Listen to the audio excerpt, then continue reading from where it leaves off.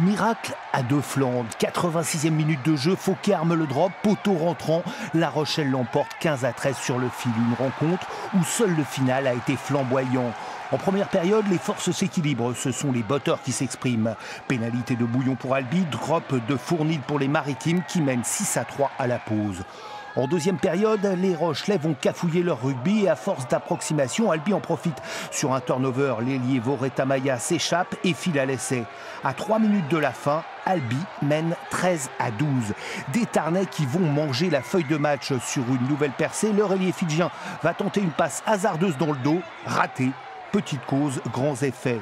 Les Rochelais récupèrent la balle, remontent 80 mètres et lorsque la sirène retentit, entame un siège interminable. 6 minutes, 34 temps de jeu, la bravoure d'une attaque déchaînée contre la vaillance d'une défense héroïque. Un mano à mano exténuant, sans faute ni erreur de part et d'autre.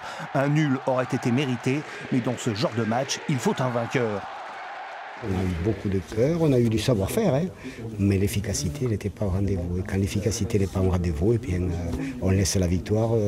Fauquet ne s'est pas trompé sur le dernier. Et oui, bien planqué sous les crampons de Saint-Sébastien au pied d'or, le dieu du rugby va choisir.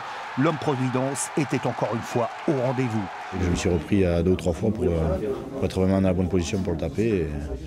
Et bon, même malgré tout, en étant pas loin des poteaux, c'était dur d'arriver à lever le ballon parce que le terrain est plein de boue. Et bon, poteau rentrant, donc c'est bien pour nous.